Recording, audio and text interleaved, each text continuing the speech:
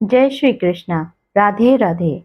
आपके अपने लॉर्ड कृष्ण भजन चैनल पर आप सभी का स्वागत है। आज हम आपको बताने जा रहे हैं कि वर्ष 2024 की पहली एकादशी अर्थात पौष मास के कृष्ण पक्ष की सफला एकादशी व्रत का शुभ मुहूर्त कब है, व्रत पारण का समय क्या है और एकादशी व्रत के महत्वपूर्ण नियम क्या हैं, जिनका पालन हमें अवश्य करना चाहिए। हमने इस वीडियो में सफला एकादशी की संपूर्ण जानकारी देने की कोशिश की है। आपसे अनुरोध है कि कृपया वीडियो को अंत तक अवश्य देखें और शेयर करें। सर्वप्रथम आप सभी को सफला एकादशी की हार्दिक शुभकामनाएं। आप सभी पर भगवान लक्ष्मी नारायण की कृपा बनी रहे। एकादशी व्रत सभी प्रकार के पापों का नाश करने वाला व्रत है। एकादशी व्रत के प्रभाव से मनुष्य के जन्म जन्मांतरों के पापों का नाश हो जाता है।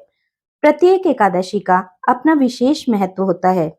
पौष मास के कृष्ण पक्ष में आने वाली एकादशी को सफला एकादशी के नाम से जाना जाता है। इस दिन भगवान लक्ष्मी नारायण की पूजा की जाती है। 5000 वर्ष तप करके जिस पुण्य फल की प्राप्ति होती है, वही फल सफला एकादशी का व्रत करने से प्राप्त हो जाता है।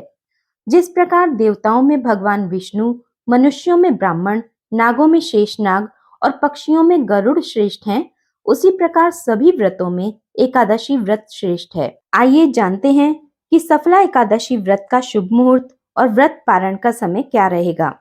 वर्ष 2024 की पहली एकादशी अर्थात पौष मास के कृष्ण पक्ष की सफला एकादशी तिथि 6 जनवरी 2024 शनिवार रात्रि 12:44 से प्रारंभ होगी, जिसका समापन 7 जनवरी 2024 रविवार रात्रि 12:48 पर होगा।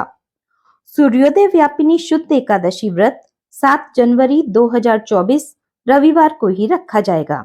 इसलिए सभी को सफला एकादशी व्रत 7 जनवरी 2024 को ही रखना चाहिए। सफला एकादशी व्रत के पारण का समय 8 जनवरी 2024 सोमवार सुबह 7:15 से सुबह 9:20 तक रहेगा। व्रत का पारण तुलसी पत्र, चावल या जल से करना चाहिए।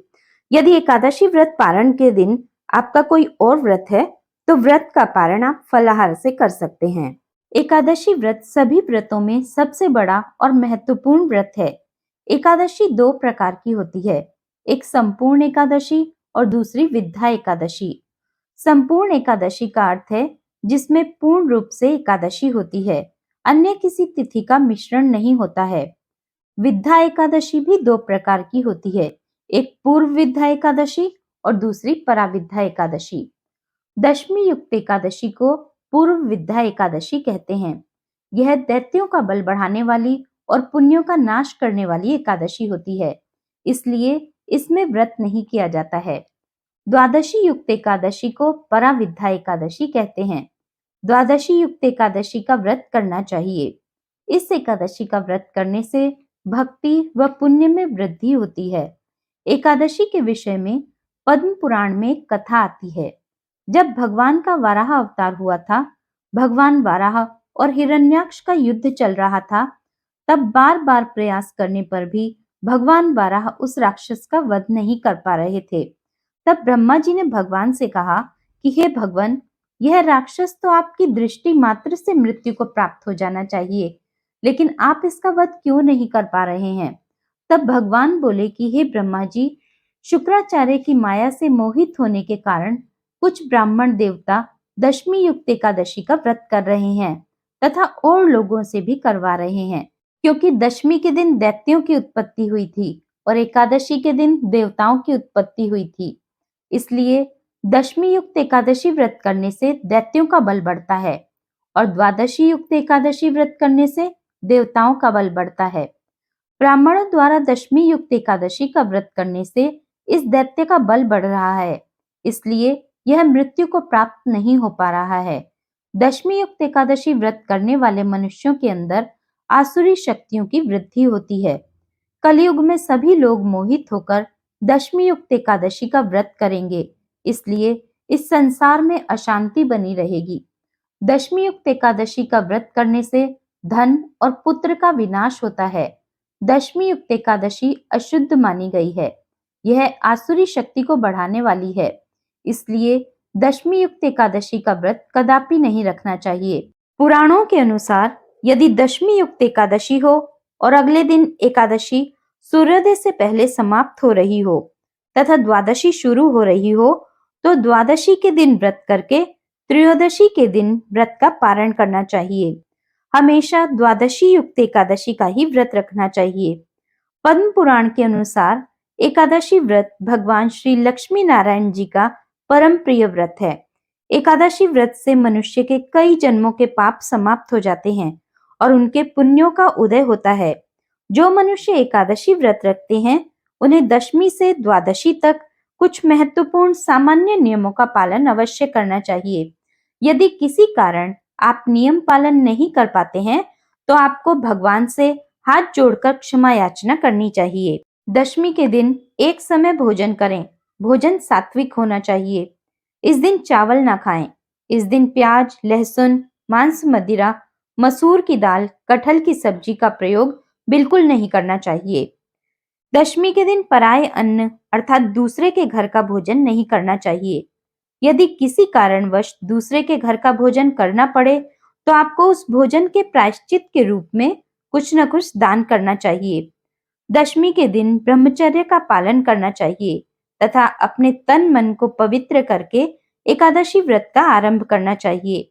एकादशी के दिन सुबह जल्दी उठकर स्नान करना चाहिए, पूजा अर्चना करनी चाहिए।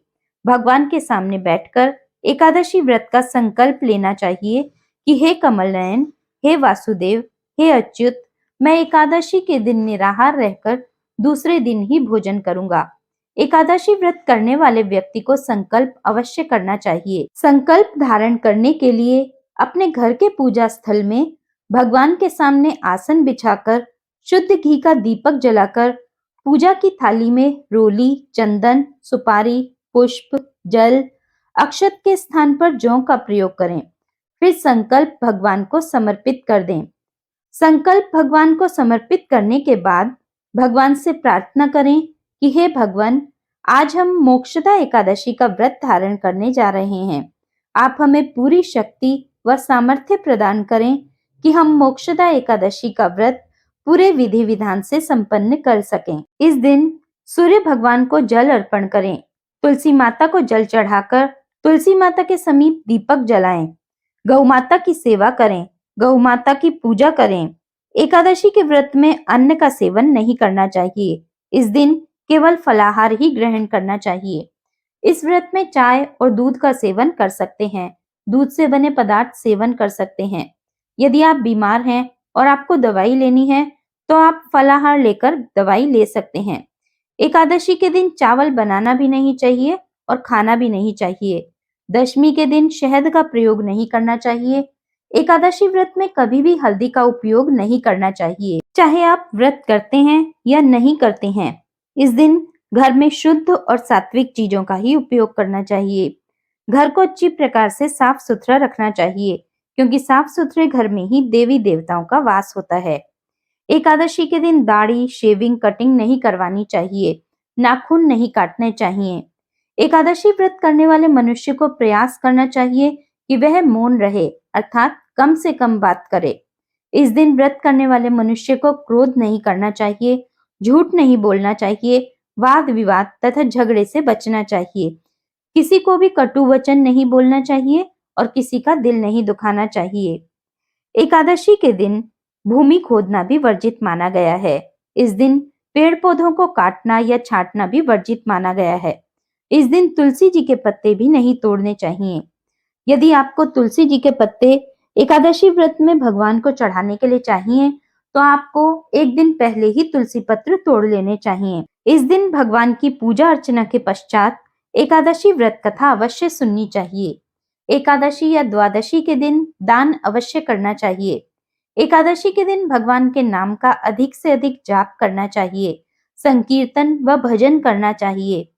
विष्णु सहस्त्रनाम स्तोत्र या गोपाल सहस्त्रनाम स्तोत्र का पाठ अवश्य करना चाहिए।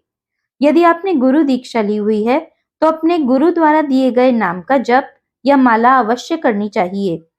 विष्णु सहस्त्र नाम का लिंक आपको डिस्क्रिप्शन बॉक्स में मिल जाएगा। एकादशी के दिन कोई अनैतिक कार्य या पाप कर्म बिल्कुल नहीं करना चाहिए। इस दिन बड़ों का अनादर नहीं करना चाहिए।